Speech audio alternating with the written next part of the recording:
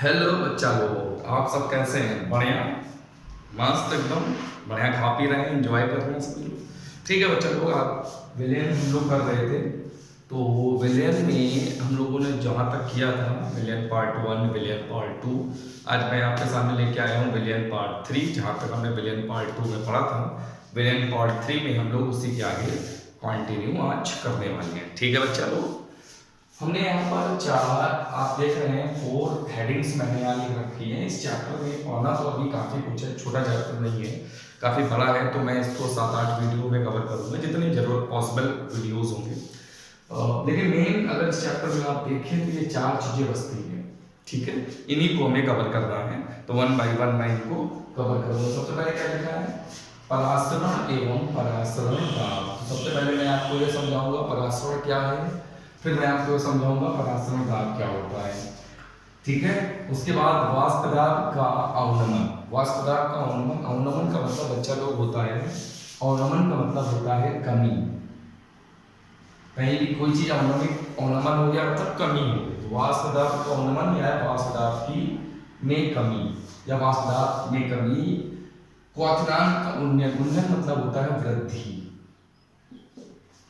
क्वथनांक में वृद्धि या उन्नयन। और हिमांक का अवनमन फिर से कमी। ये 4 हेडिंग्स है बच्चा लोग, 1 2 3 4। हम सबसे पहले वाली हेडिंग को स्टार्ट करते हैं, परासरण और एवं परासरण दाब। सभी बच्चा लोग बहुत ध्यान से वीडियो को देखेंगे, सारी चीजें बहुत ही क्लियर आपको समझ में आएंगी। सभी लोग वीडियो को ध्यान से देखेंगे। सबसे पहले मैं आपको क्लियर करता हूं परासरण। परासरण क्या है? तो बच्चा लोग, परासरण क्या होता है कि जैसे अगर हम विलयन को और विलायक को इस तरीके से,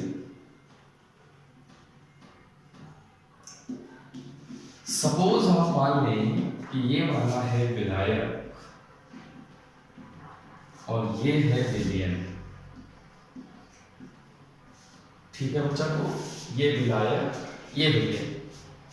अब विलायक जो है ये बीच में हमने लगा रखी है अर्धपारगम्य झिल्ली, अर्धपारगम्य झिल्ली। अभी मैं इसके बारे में बताता हूँ आपको ये क्या होती है। इस झिल्ली की आप ये खासियत समझ लें, अर्धपारगम्य झिल्ली। परासरण जब भी होगा तो अर्धपारगम्य झिल्ली आपको जरूर होनी चाहिए। अर्धपारगम्य झिल्ली की खासियत क्या होती है? अर्धपारगम्य झिल्ली जो होती है वो अपने में से विलायक के कणों को तो जाने देती है, लेकिन विलय के कणों को खुद में से पार नहीं होने देती। बस आप इतना समझ लें, यही इंपॉर्टेंट है कि जो अर्धपारगम्य झिल्ली है वो विलय के विलायक के कणों को तो अपने में से गुजरने देती है, लेकिन विलय के कणों को नहीं। ठीक है, जैसे अंगूर का छिलका, अंडे का छिलका, ये सब अर्धपारगम्य झिल्ली के तरीके, प्राकृतिक अर्धपारगम्य झिल्ली के तरीके कार्य करते हैं। तो परासरण में होता क्या है? एक तरफ विलायक है, एक तरफ विलयन है, एक तरफ विलायक, एक तरफ विलयन। तो होता क्या है, जब अर्धपारगम्य झिल्ली द्वारा हम विलायक को विलयन से अलग करके रखते हैं तो विलायक के कण अर्धपारगम्य झिल्ली में से होकर विलयन की तरफ जाने लगते हैं। विलायक के कण अर्धपारगम्य झिल्ली में से होकर विलयन की तरफ जाने लगते हैं, और यही घटना बच्चों कहलाती है परासरण। ऑस्मोसिस बोलते हैं इसे, परासरण। जब विलायक और विलयन को अर्धपारगम्य झिल्ली द्वारा पृथक करके रखा जाता है तो विलायक के कणों का विलयन की तरफ स्वतः प्रवाह अर्धपारगम्य झिल्ली द्वारा क्या कहलाता है? परासरण कहलाता है। या एक दूसरी कंडीशन भी बच्चा लोग हम लोग बोल सकते हैं, तो दूसरी कंडीशन ये है परासरण में कि बस शर्त ये याद रखना कि अर्धपारगम्य झिल्ली केवल विलायक के अणुओं को अपने में से जाने देती है, विलय के अणुओं को नहीं। या बच्चा लोग आप ये समझ सकते हैं कि सपोज हमने एक ये विलयन लिया और एक ये विलयन लिया, मैंने 2 विलयन लिए, ये विलयन 1 है और ये विलयन 2 है। ये सांद्र है या ये तनु है और ये सांद्र है। ये तनु है वो सांद्र विलयन। तो अगर आप दो विलयनों को अर्धपारगम झिल्ली द्वारा पृथक करते हो, अगर आप दो विलयनों को अर्धपारगम झिल्ली द्वारा पृथक करते हो बच्चा लोग, तो एक उसमें से तनु विलयन है, एक सांद्र विलयन है। तो तनु विलयन का जो विलायक है वो अर्धपारगम झिल्ली द्वारा सांद्र विलयन की तरफ गति करने लगेगा, और ये तब तक चलता रहेगा जब तक कि दोनों तरफ के विलयन की जो सांद्रताएं हैं वो एक जैसी नहीं हो जाती। ठीक है बच्चा लोग, तनु विलयन से विलायक सांद्र विलयन की तरफ, तनु विलयन में भी विलय विलायक होगा, सांद्र विलयन में भी विलय विलायक होगा, लेकिन विलायक अर्धपारगम झिल्ली जो कि केवल विलायक को अपने आर पार जाने देती है, तो अर्धपारगम झिल्ली जो है वो विलायक को केवल अपने से आर पार जाने देती है। तो यहाँ पर जो तनु विलयन है इसका विलायक अर्धपारगम झिल्ली में से होकर सांद्र विलयन की तरफ गति करेगी। अर्धपारगम झिल्ली जो है वो गति करेगी, और इस तरीके से तो बच्चा लोग हमने आपको क्या बताया कि दोनों तरफ विलयन भरा हुआ है, तो तनु विलयन का विलायक अर्धपारगम झिल्ली में से होकर सांद्र विलयन की तरफ गति करने लगेगा, और ये गति तब तक चलती रहेगी जब तक कि दोनों विलयन की सांद्रताएं एक जैसी नहीं हो जाती। तनु विलयन मतलब पतला विलयन, सांद्र विलयन मतलब गाढ़ा विलयन, ऐसे आप अपनी भाषा में समझ सकते हैं। ठीक है बच्चा लोग, अब हम लोग आगे चलते हैं। तो ये परामर्श केवल यही है, समझ गए ऑस्मोसिस। इसका छोटा सा एग्जांपल अगर हम आपको दें, तो आप किशमिश को पानी में डालते हैं, किशमिश को पानी में डालते हैं और छोड़ दें 10-12 घंटे के लिए, तो आप देखते हैं किशमिश फूल जाती है। फिर ये भी किसकी वजह से? परासरण की वजह से। किशमिश का जो फूलना है वो परासरण की वजह से ही संभव होता है, क्योंकि किशमिश के अंदर का जो लिक्विड होता है वो गाढ़ा होता है, बाहर पानी जो है विलायक है वो, और विलायक अर्धपारगम झिल्ली जो छिलका होता है किशमिश का उससे होकर अंदर की तरफ चला जाता है और किशमिश फूल जाती है। ठीक है बच्चा लोग, ऐसे ही अंगूर को अगर आप शक्कर के बहुत गाढ़े विलयन में डाल दें, जिसके सांद्रता अंगूर के अंदर के रस के सांद्रता से ज्यादा हो, तो अंगूर पिचक जाता है, उसका रसा बाहर निकल आता है। अब बच्चा लोग अर्धपारगम झिल्ली के बारे में थोड़ा सा जान लेते हैं हम लोग, और सभी को पढ़ने में बहुत मजा आ रही होगी, है ना? सभी एंजॉय कर रहे हैं एकदम बढ़िया से। अरे जैसे मूवी देखते वक्त एंजॉय करते हो वैसे ही एंजॉय कर रहे हो ना, वैसे ही एंजॉय होना चाहिए। हाँ, अर्धपारगम झिल्ली, तो अर्धपारगम झिल्ली के बारे में मैंने आपको बताने के लिए कुछ बचा ही नहीं, मैंने सारी चीजें आपको बता दी कि अर्धपारगम झिल्ली वो झिल्ली होती है जो अपने में से होकर केवल विलायक को जाने देती है। बस इतना आपको याद रखना, ठीक है? अर्धपारगम झिल्ली वो झिल्ली होती है जो अपने में से होकर केवल विलायक के कणों को जाने देती है, विलय के कण इसको पार नहीं कर सकते, इसकी शर्त है। अब अर्धपारगम झिल्ली होती कैसी है, किस किस चीज की बनी हो सकती है? जो अर्धपारगम झिल्ली है ये किस किस चीज की बनी हो सकती है? तो आप ये समझ लें, जैसे अंडे की झिल्ली होती है वो भी अर्धपारगम झिल्ली की तरह काम करती है, ठीक है? कोशिका झिल्लियां ये भी अर्धपारगम झिल्ली की तरह काम करती है। वैसे एक साइंटिस्ट थे ट्रॉब, एक साइंटिस्ट थे हमारे ट्रॉब नाम के एक साइंटिस्ट थे जिन्होंने हमें ये बताया कॉपर फेरोसाइनाइड। कॉपर फेरोसाइनाइड आपने सुना होगा, कॉपर फेरोसाइनाइड, कॉपर फेरोसाइनाइड सुना है आप लोगों ने, जिसका फॉर्मूला होता है Cu2 ब्रैकेट में FeCN6। ये फॉर्मूला आपने पढ़ा होगा, Cu2 ब्रैकेट में FeCN6। ये भी एक आपकी अर्धपारगम, ये जो कॉपर फेरोसाइनाइड है ये भी आपका अर्धपारगम झिल्ली की तरह कार्य करता है। अर्धपारगम झिल्ली दो प्रकार की होती है, एक कृत्रिम होती है और एक प्राकृतिक होती है। प्राकृतिक में जैसा कि हमने आपको कुछ नाम बताया, अंडे की झिल्ली, कोशिका झिल्लियां, और कृत्रिम में आपकी कॉपर फेरोसाइनाइड हो जाती है, जो कि ट्रॉब एक साइंटिस्ट थे जिन्होंने इसका निर्माण किया था और बोला था ये 100% अर्धपारगम झिल्ली है, जो कि विलायक के अणुओं को तो जाने देगी लेकिन विलय के अणुओं को नहीं। अब बच्चा लोग हम लोग समझ लेते हैं, परासरण के बाद थोड़ा सा जान लेते हैं मिश्रण के बारे में। बच्चा लोग परासरण सभी को समझ में आ गया।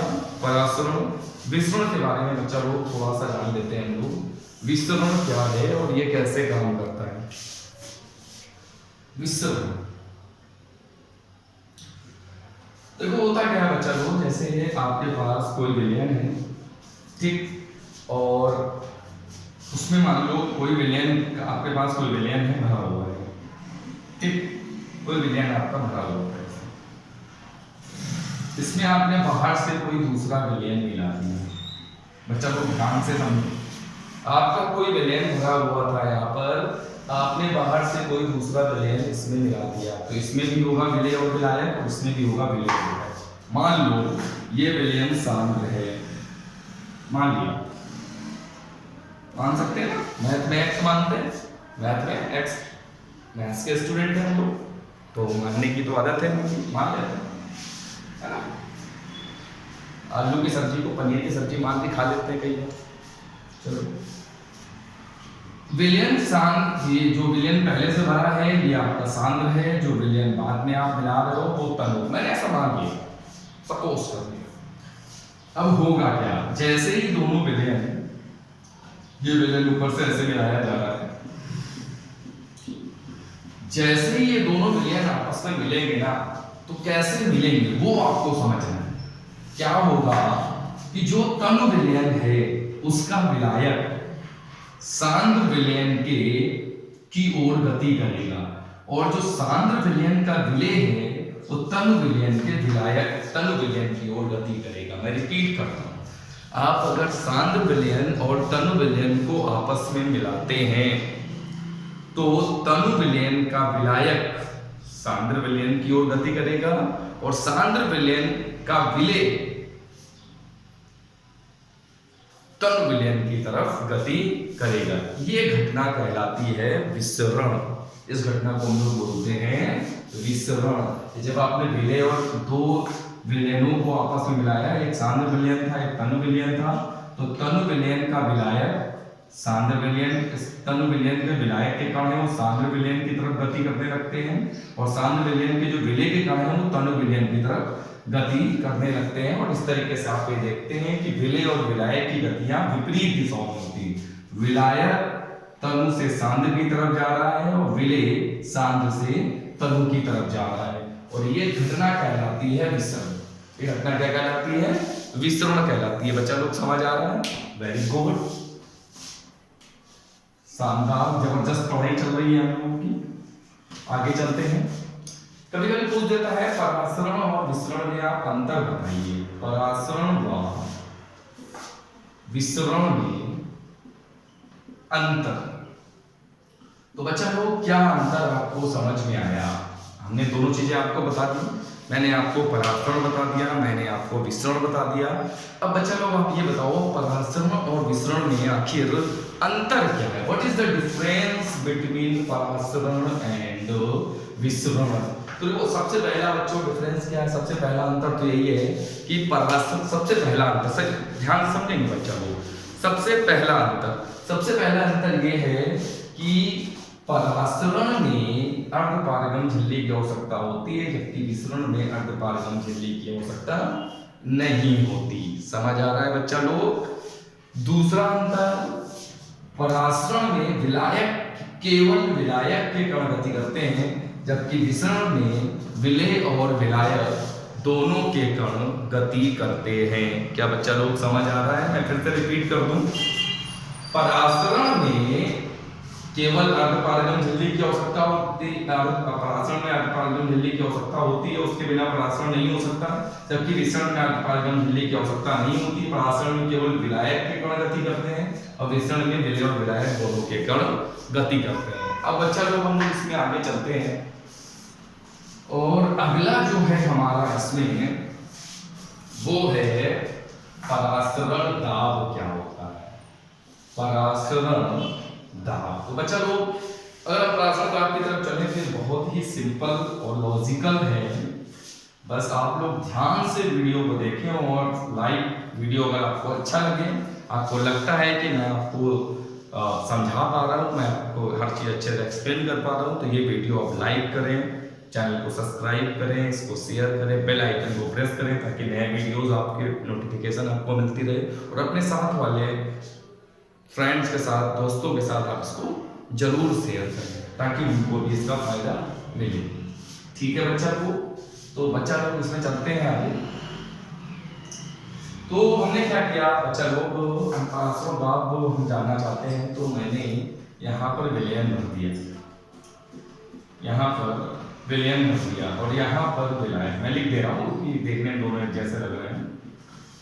यहाँ पे भर दिया मैंने विलयन। ठीक है बच्चा लोग, यहाँ पर मैंने भर दिया विलयन और यहाँ पे मैंने भर दिया विलायक। मैंने दो चीजें, मतलब दो अलग अलग बर्तन एक ही है, उसी में मैंने विलयन भी भर दिया, उसी में मैंने विलायक भी भर दिया और बीच में लगा दी ये अर्धपारगम्य झिल्ली। अर्धपारगम्य